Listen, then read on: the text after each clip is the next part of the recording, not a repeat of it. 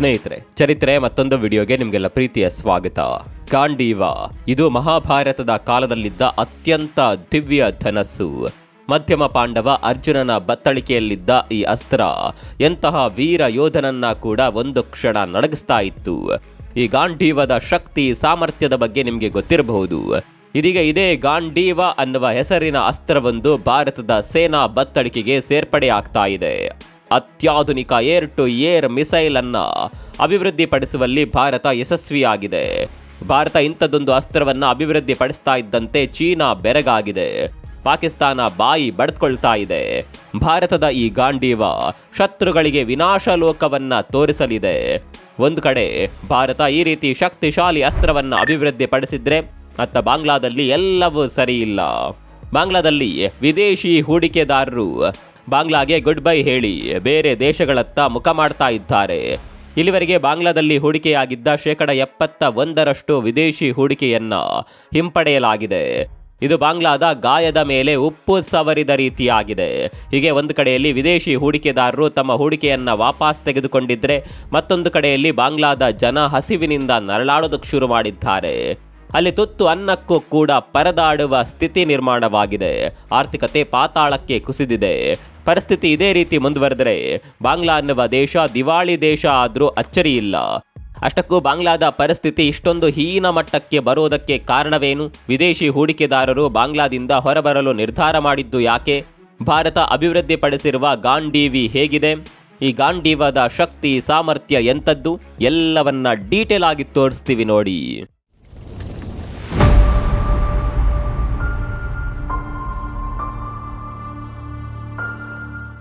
ಸ್ನೇಹಿತರೆ, ಶತ್ರುಗಳು ಹೆಚ್ಚಾಗುತ್ತಿದ್ದಂತೆ ಭಾರತದ ಸೇನಾ ಬಲ ಕೂಡ ಹೆಚ್ಚಾಗ್ತಾ ಹೋಗ್ತಾ ಇದೆ.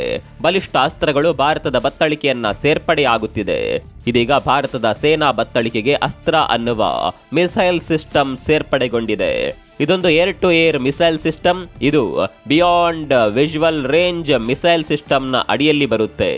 ಈ ಅಸ್ತ್ರ ಮಿಸೈಲ್ ಸಿಸ್ಟಮ್ನಲ್ಲಿ ಬೇರೆ ಬೇರೆ ವೇರಿಯಂಟ್ಗಳಿದೆ. ರೇಂಜ್ನ ಆಧಾರದಲ್ಲಿ ಬೇರೆ ಬೇರೆ ವೇರಿಯಂಟ್ಗಳನ್ನು ರೆಡಿ ಮಾಡಲಾಗಿದೆ. ಅಸ್ತ್ರ ಮಾರ್ಕ್ 1ನ ರೇಂಜ್ 80 ಕಿಲೋಮೀಟರ್ ಇದೆ. ಅಸ್ತ್ರ ಮಾರ್ಕ್ 2ನ ರೇಂಜ್ 160 ಕಿಲೋಮೀಟರ್ ವರೆಗೆ ಇದೆ. ಇನ್ನು ಅಸ್ತ್ರ ಮಾರ್ಕ್ 3ಯ ರೇಂಜ್ ಬರೋಬ್ಬರಿ 350 ಕಿಲೋಮೀಟರ್ ಇದೆ. ಇದು ಇನ್ನು ಅಭಿವೃದ್ಧಿಯ ಹಂತದಲ್ಲಿದೆ ಅಷ್ಟೇ. ಮಾರ್ಕ್ 3 ಸಂಪೂರ್ಣವಾಗಿ ಅಭಿವೃದ್ಧಿಗೊಂಡ ನಂತರ ಮಾರ್ಕ್ 4ರ ಅಭಿವೃದ್ಧಿ ಮಾಡೋದಕ್ಕೆ ತಜ್ಞರು ನಿರ್ಧಾರ ಮಾಡಿದ್ದಾರೆ. ಅಲ್ಲಿಗೆ ಅಸ್ತ್ರ ಸರಣಿಯಾಗಿ ರೆಡಿಯಾಗುತ್ತಿದೆ. ಸರಿಯಪ್ಪ, ಬರೀ ಅಸ್ತ್ರದ ಬಗ್ಗೆ ಹೇಳ್ತಾ ಇದ್ದೀರಿ. ಆರಂಭದಲ್ಲಿ ಹೇಳಿದ ಗಾಂಡೀವ ಎಲ್ಲಿದೆ ಅನ್ನುವ ಪ್ರಶ್ನೆ ನಿಮ್ಮ ಮನಸ್ಸಿನಲ್ಲಿ ಮೂಡಿರಬಹುದು. ಈ ಗಾಂಡೀವ ಅನ್ನೋದು ಅಸ್ತ್ರ ಮಾರ್ಕ್ 3ಗೆ ಇಟ್ಟಿರುವ ಹೆಸರು.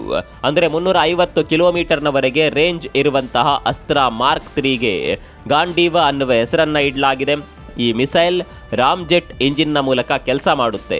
ಹೀಗಾಗಿ ಸೂಪರ್ ಸಾನಿಕ್ ಸ್ಪೀಡ್ ವರೆಗೂ ಇದು ತಲುಪಬಹುದು. ಇದಕ್ಕಿಂತ ಹೆಚ್ಚಿನ ಸ್ಪೀಡ್ ಬೇಕು ಅಂದರೆ ಇಂಜಿನ್ ಬದಲಾಯಿಸಬೇಕಾಗುತ್ತೆ. ಹೀಗಾಗಿ ಸೂಪರ್ ಸ್ಪೀಡ್ನಲ್ಲಿ ತಲುಪಿ ಶತ್ರುಗಳ ನಾಶ ಮಾಡುವ ಸಾಮರ್ಥ್ಯವನ್ನ ಈ ಗಾಂಡೀವಿ ಹೊಂದಿದೆ. ಮಹಾಭಾರತದ ಯುದ್ಧದಲ್ಲಿ ಅರ್ಜುನನ ಬತ್ತಳಿಕೆಯಲ್ಲಿ ಯಾವ ರೀತಿಯ ಗಾಂಡೀವ ಇತ್ತೋ, ಈಗ ಭಾರತದ ಬತ್ತಳಿಕೆಗೆ ಕೂಡ ಇದು ಸೇರ್ಪಡೆಯಾಗಿದೆ. ಇದು ಗಾಂಡೀವಾದ ವಿಚಾರ. ಆದರೆ ಅಸ್ತ್ರ ಮಾರ್ಕ್ 4 ಇದಕ್ಕಿಂತಲೂ ಪವರ್ಫುಲ್ ಆಗಿ ಇರಲಿದೆ. ಇನ್ನು ಈ ಮಿಸೈಲ್ನ ವಿಶೇಷತೆ ಅಂದರೆ ಇದರಲ್ಲಿ ಸಾಲಿಡ್ ಫ್ಯೂಯಲ್ ಅನ್ನ ಬಳಕೆ ಮಾಡಲಾಗುತ್ತೆ. ಪೆಟ್ರೋಲ್, ಡೀಸೆಲ್ ಇದೆಲ್ಲ ಲಿಕ್ವಿಡ್ ಫ್ಯೂಯಲ್ಗಳು. ಸಾಲಿಡ್ ಫ್ಯೂಯಲ್ ಅಂದರೆ ಕಲ್ಲಿದ್ದಲಿನ ರೂಪದಲ್ಲಿರುವ ಇಂಧನಗಳು. ಲಿಕ್ವಿಡ್ ಫ್ಯೂಯಲ್ಗಳು ಎಷ್ಟು ಬೇಕೋ ಅಷ್ಟೇ ಬರ್ನ್ ಆಗ್ತಾವೆ. ಆದರೆ ಸಾಲಿಡ್ ಫ್ಯೂಯಲ್ಗಳನ್ನು ಈ ರೀತಿ ಕಂಟ್ರೋಲ್ ಮಾಡೋದಕ್ಕೆ ಆಗೋದಿಲ್ಲ.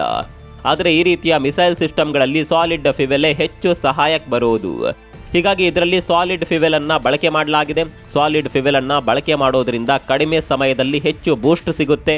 ಹೀಗೆ ವಿಶೇಷ ಟೆಕ್ನಾಲಜಿ ಮೂಲಕ ರೆಡಿ ಆಗಿರುವ ಗಾಂಡೀವ ಶತ್ರುಗಳ ಎದೆಯಲ್ಲಿ ಭಯವನ್ನ ಸೃಷ್ಟಿ ಮಾಡಲಿದೆ. ಚೀನಾ ಈ ಟೆಕ್ನಾಲಜಿಯ ಬಗ್ಗೆ ಕದ್ದು ನೋಡೋದಕ್ಕೆ ಶುರು ಮಾಡಿದೆ. ಮುಂದಿನ ದಿನಗಳಲ್ಲಿ ತಮ್ಮ ಸೇನೆಯಲ್ಲೂ ಕೂಡ ಇಂತಹ ಟೆಕ್ನಾಲಜಿಯನ್ನ ಸೇರ್ಪಡೆಗೊಳಿಸುವ ನಿಟ್ಟಿನಲ್ಲಿ ಚೀನಾ ಪ್ಲಾನ್ ಮಾಡ್ತಾ ಇದೆ. ಮತ್ತೊಂದು ಕಡೆಯಲ್ಲಿ ಪಾಕಿಸ್ತಾನ ಬಾಯಿ ಬಡಿದುಕೊಳ್ತಾ ಇದೆ. ಪಾಕಿಸ್ತಾನ ಕೇವಲ ಬಾಯಿ ಬಡಿದುಕೊಳ್ಳೋದು ಬಿಟ್ರೆ ಬೇರೇನು ಅದರಿಂದ ಮಾಡೋದಕ್ಕೆ ಆಗೋದಿಲ್ಲ ಬಿಡಿ. ಹೀಗೆ ಭಾರತದಲ್ಲಿ ರೆಡಿಯಾಗಿರುವ ಗಾಂಡೀವ ಶತ್ರುಗಳಿಗೆ ದೊಡ್ಡ ಮಟ್ಟದಲ್ಲಿ ಭಯ ಸೃಷ್ಟಿ ಮಾಡಿದ್ದಂತೂ ಸತ್ಯ. ಹೀಗೆ ಒಂದು ಕಡೆಯಲ್ಲಿ ಭಾರತ ರಕ್ಷಣಾ ವಲಯದಲ್ಲಿ ಕ್ರಾಂತಿಕಾರಿಕ ಹೆಜ್ಜೆಗಳನ್ನ ಇಡ್ತಾ ಇದ್ರೆ, ಅತ್ತ ನಮ್ಮ ಹೊಸ ಶತ್ರು ದೇಶ ಬಾಂಗ್ಲಾದಲ್ಲಿ ಎಲ್ಲವೂ ಸರಿ ಇಲ್ಲ. ಸರಿ ಇದ್ದ ದೇಶ ಈಗ ಪತನದ ಹಾದಿ ಹಿಡಿದಿದೆ. ಮತಾಂಧ ಶಕ್ತಿಗಳು ಅಭಿವೃದ್ಧಿ ಹೊಂದುತ್ತಿದ್ದ ದೇಶವನ್ನ ಹಳ್ಳ ಹಿಡಿಸುವಲ್ಲಿ ಯಶಸ್ವಿಯಾಗಿದ್ದಾರೆ. ಸ್ನೇಹಿತರೆ, ನಿಮಗೆ ಗೊತ್ತಿರಲಿ, ಬಾಂಗ್ಲಾ ಭಾರತಕ್ಕಿಂತಲೂ ಒಂದು ಹೆಜ್ಜೆ ಮುಂದೆ ಹೋಗ್ತಾ ಇತ್ತು. ಅದರಲ್ಲೂ ಜವಳಿ ಕ್ಷೇತ್ರದಲ್ಲಿ ಬಾಂಗ್ಲಾ ದೊಡ್ಡ ಮಟ್ಟಿಗೆ ಮುನ್ನುಗ್ಗಿ ಹೋಗ್ತಾ ಇತ್ತು. ಹೀಗೆ ಅಭಿವೃದ್ಧಿ ಆಗ್ತಾ ಇದ್ದ ಬಾಂಗ್ಲಾವನ್ನ ನೋಡಿ ವಿದೇಶಿ ಹೂಡಿಕೆದಾರರು ಬಾಂಗ್ಲಾದತ್ತ ಮುಖ ಮಾಡಿದ್ರು. ಸಾವಿರಾರು ಕೋಟಿ ಹಣವನ್ನ ಬಾಂಗ್ಲಾದಲ್ಲಿ ಹೂಡಿಕೆ ಮಾಡಿದ್ರು. ಅವರು ಮಾಡಿದ್ರಲ್ಲೂ ತಪ್ಪಿರಲಿಲ್ಲ. ಕಳೆದ 2 ವರ್ಷಗಳ ಹಿಂದೆ ನೋಡಿದ್ರೆ ಬಾಂಗ್ಲಾ ಭವಿಷ್ಯ ತುಂಬಾನೇ ಚೆನ್ನಾಗಿತ್ತು. ಆದರೆ ಕಳೆದೊಂದು ವರ್ಷದಲ್ಲಿ ಎಲ್ಲವೂ ಬದಲಾಗಿದೆ. ಅಭಿವೃದ್ಧಿಯ ವಿಚಾರದಲ್ಲಿ ಶಿಖರದಲ್ಲಿದ್ದ ಬಾಂಗ್ಲಾ ಈಗ ಪಾತಾಳಕ್ಕೆ ಕುಸಿದಿದೆ.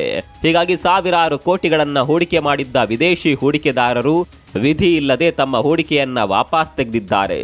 ಅದು ಕೂಡ 71% ವಿದೇಶಿ ಹೂಡಿಕೆಯನ್ನ ವಾಪಸ್ ತೆಗೆಯಲಾಗಿದೆ. ಅಲ್ಲಿಗೆ ಮೊದಲೇ ಒದ್ದಾಡುತ್ತಿದ್ದ ಬಾಂಗ್ಲಾಗೆ ಈಗ ಶಾಕ್ ಆಗಿದೆ. ಜಸ್ಟ್ ಇಮ್ಯಾಜಿನ್ ಮಾಡಿಕೊಳ್ಳಿ, 1000 ಕೋಟಿಯಲ್ಲಿ 700 ಕೋಟಿಯಷ್ಟು ಹೂಡಿಕೆಯನ್ನ ವಾಪಸ್ ತೆಗೆದಿದ್ದಾರೆ ಅಂದ್ರೆ ಆ ದೇಶದ ಪರಿಸ್ಥಿತಿ ಇದ್ದಕ್ಕಿದ್ದ ಹಾಗೆ ಏನಾಗಬಹುದು? ಉಳಿದ ಹೂಡಿಕೆದಾರರು ಕೂಡ ಬಾಂಗ್ಲಾದಲ್ಲೇ ಇರ್ತಾರೆ ಅನ್ನೋದಕ್ಕೆ ಯಾವುದೇ ಗ್ಯಾರಂಟಿ ಅಂತೂ ಇಲ್ಲ. ಸ್ನೇಹಿತರೆ, ಇಲ್ಲಿ ಗೊತ್ತಿರಲೇಬೇಕಾದ ಸಂಗತಿ ಏನಂದ್ರೆ, ಈಗ ಹೂಡಿಕೆಯನ್ನ ವಾಪಸ್ ತೆಗೆದಿರೋದು ಕೇವಲ ಖಾಸಗಿ ಹೂಡಿಕೆದಾರರು ಮಾತ್ರವಲ್ಲ, ಹಲವು ದೇಶಗಳು ಕೂಡ ಬಾಂಗ್ಲಾದಲ್ಲಿ ಮಾಡಿದ್ದ ಹೂಡಿಕೆಯನ್ನ ವಾಪಸ್ ತೆಗೆದಿವೆ. ಅದರಲ್ಲೂ ಪ್ರಮುಖವಾಗಿ ಸ್ವಿಟ್ಜರ್ಲ್ಯಾಂಡ್ ಬಾಂಗ್ಲಾಗೆ ಗುಡ್ ಬೈ ಹೇಳಿದೆ. ಕೇವಲ ಹೂಡಿಕೆ ಮಾತ್ರವಲ್ಲ, ಬಾಂಗ್ಲಾಗೆ ಸಿಗ್ತಾ ಇದ್ದ ನೆರವಿನ ಬಾಗಿಲು ಕೂಡ ಬಂದಾಗಿದೆ. ಹೀಗೆ ಹೂಡಿಕೆದಾರರು ಬಾಂಗ್ಲಾಗೆ ಬಾಯ್ ಬಾಯ್ ಹೇಳುತ್ತಿದ್ದಂತೆ ಅಲ್ಲಿನ ಷೇರು ಮಾರುಕಟ್ಟೆ ಕೂಡ ಕ್ರ್ಯಾಶ್ ಆಗಿದೆ. ಅಲ್ಲಿಗೆ ಬಾಂಗ್ಲಾದ ಅಂತ್ಯದ ಆರಂಭವಾಗಿದೆ ಅನ್ನೋದು ಸ್ಪಷ್ಟವಾಗಿ ಗೋಚರಿಸ್ತಾ ಇದೆ. ಸ್ನೇಹಿತರೆ, ಟ್ರಂಪ್ ಅಧಿಕಾರಕ್ಕೆ ಬರ್ತಾ ಇದ್ದಂತೆ ಬಾಂಗ್ಲಾಗೆ ಹೋಗ್ತಾ ಇದ್ದ ನೆರವನ್ನ ನಿಲ್ಲಿಸಿಬಿಟ್ಟಿದ್ರು. ಇದು ಬಾಂಗ್ಲಾದೇಶಕ್ಕಾದ ಮೊದಲ ಶಾಕ್. ಯಾವಾಗ ಟ್ರಂಪ್ ನೆರವನ್ನ ಸ್ಥಗಿತಗೊಳಿಸಿದ್ರು, ಅಲ್ಲಿಂದ ವಿದೇಶಿ ಹೂಡಿಕೆದಾರರು ಕೂಡ ಬಾಂಗ್ಲಾದಿಂದ ಒಂದು ಹೆಜ್ಜೆ ಹಿಂದೆ ಇಟ್ಟಿದ್ರು. ಟ್ರಂಪ್ ಇಂಥದ್ದೊಂದು ನಿರ್ಧಾರ ತೆಗೆದುಕೊಳ್ತಾ ಇದ್ದಂತೆ ಸ್ವಿಟ್ಜರ್ಲ್ಯಾಂಡ್ ಕೂಡ ಬಾಂಗ್ಲಾಗೆ ನೀಡ್ತಾ ಇದ್ದ ನೆರವನ್ನ ಸ್ಥಗಿತಗೊಳಿಸಿ ಬಿಡುತ್ತೆ. ಇದರ ನಂತರ ಮಸ್ಕ್ ನೇತೃತ್ವದ NGO ಒಂದು ನೀಡ್ತಾ ಇದ್ದ ನೆರವನ್ನ ಕೂಡ ನಿಲ್ಲಿಸಿಬಿಟ್ಟಿದೆ. ಹೀಗೆ ಸಾಲು ಸಾಲು ನೆರವುಗಳು ಕಟ್ಟಾಗಿದೆ. ಒಂದು ಕಡೆಯಲ್ಲಿ ನೆರವು ಕೂಡ ಬಂದಾಗ್ತಾ ಇದೆ, ಮತ್ತೊಂದು ಕಡೆಯಲ್ಲಿ ಹೂಡಿಕೆದಾರರು ಕೂಡ ನಿಮ್ಮ ಸಹವಾಸ ಬೇಡ ಅಂತ ಬಾಂಗ್ಲಾದಿಂದ ಹೊರಬರ್ತಾ ಇದ್ದಾರೆ. ಇದು ಬಾಂಗ್ಲಾದ ಆರ್ಥಿಕತೆಗೆ ದೊಡ್ಡ ಪೆಟ್ಟು ನೀಡ್ತಾ ಇದೆ. ಬಾಂಗ್ಲಾದ ಆರ್ಥಿಕತೆ ಇದ್ದಕ್ಕಿದ್ದ ಹಾಗೆ ಪಾತಾಳಕ್ಕೆ ಕುಸಿದು ಬಿಟ್ಟಿದೆ. ಜಗತ್ತಿನ ಮೂಲೆ ಮೂಲೆಯಿಂದ ಬರ್ತಾ ಇದ್ದ ನೆರವುಗಳು ಬಂದಾದಾಗ ಬಾಂಗ್ಲಾಗೆ ಆಸರೆಯಾಗಿ ಇದ್ದಿದ್ದು ಕೇವಲ ವಿದೇಶಿ ಹೂಡಿಕೆದಾರರು ಮಾತ್ರ. ಇವರನ್ನೇ ನಂಬಿಕೊಂಡು ಬಾಂಗ್ಲಾ ಇತ್ತು. ಆದರೆ ಈಗ ವಿದೇಶಿ ಹೂಡಿಕೆದಾರರು ಕೂಡ ನಿಧಾನವಾಗಿ ಬಾಂಗ್ಲಾದಿಂದ ಜಾಗ ಖಾಲಿ ಮಾಡ್ತಾ ಇರೋದು ಬಾಂಗ್ಲಾ ಆರ್ಥಿಕತೆಯ ಗಾಯದ ಮೇಲೆ ಬರೆ ಎಳೆದಿದೆ. ಹೀಗೆ ಆರ್ಥಿಕ ಪರಿಸ್ಥಿತಿ ಹದಗೆಡುತ್ತಿದ್ದಂತೆ ಬಾಂಗ್ಲಾದಲ್ಲಿ ಒಂದು ಹೊತ್ತಿನ ಊಟಕ್ಕೂ ಕೂಡ ಹಾಹಾಕಾರ ಶುರುವಾಗಿದೆ. ಮೊದಲು ಆಹಾರ ಕೊರತೆಯಿಂದ ನರಳಾಡ್ತಾ ಇದ್ದ ಬಾಂಗ್ಲಾದಲ್ಲಿ ಈಗ ಇದ್ದ ಆಹಾರ ತೆಗೆದುಕೊಳ್ಳೋದಕ್ಕೆ ಕೂಡ ಹಣವಿಲ್ಲದ ಪರಿಸ್ಥಿತಿ ನಿರ್ಮಾಣವಾಗಿ ಬಿಟ್ಟಿದೆ. ಹೀಗಾಗಿ ಅಲ್ಲಿನ ಸರ್ಕಾರದ ವಿರುದ್ಧ ಪ್ರತಿಭಟನೆ ಮಾಡೋದಕ್ಕೆ ಶುರು ಮಾಡಿದ್ದಾರೆ ಬಾಂಗ್ಲಾದೇಶದ ಜನ. ಬಾಂಗ್ಲಾದೇಶದ ಜನರಿಗೆ ಈಗ ಪರಿಸ್ಥಿತಿಯ ಬಗ್ಗೆ ಸಂಪೂರ್ಣವಾಗಿ ಅರಿವಾಗಿದೆ. ಇದೇ ರೀತಿ ಆದರೆ ಮುಂದೆ ಕರಾಳ ದಿನಗಳನ್ನು ನೋಡಬೇಕಾಗುತ್ತೆ. ಹೀಗಾಗಿ ಈಗಲೇ ಎಚ್ಚೆತ್ತುಕೊಂಡ್ರೆ ಒಳಿತು ಅನ್ನೋದು ಬಾಂಗ್ಲಾ ಜನರಿಗೆ ಗೊತ್ತಾಗಿದೆ. ಹೀಗಾಗಿ ಸದ್ಯದ ಮಧ್ಯಂತರ ಸರ್ಕಾರದ ವಿರುದ್ಧ ಹೋರಾಟ ಮಾಡೋದಕ್ಕೆ ಅಲ್ಲಿನ ಜನ ಮುಂದಾಗಿದ್ದಾರೆ. ಅದೇನೇ ಇರಲಿ, ಹೋರಾಟದ ಹಾದಿ ತಪ್ಪಿದ್ರೆ ಒಂದು ಒಳ್ಳೆ ದೇಶ ಯಾವ ರೀತಿ ಹಾಳಾಗುತ್ತೆ ಅನ್ನೋದಕ್ಕೆ ಬಾಂಗ್ಲಾ ಸಾಕ್ಷಿಯಾಗಿ ನಿಂತಿದೆ. ನಿಮ್ಮ ಪ್ರಕಾರ ಬಾಂಗ್ಲಾದ ಇವತ್ತಿನ ಪರಿಸ್ಥಿತಿಗೆ ಕಾರಣ ಯಾರು? ಕಾಮೆಂಟ್ ಮಾಡಿ.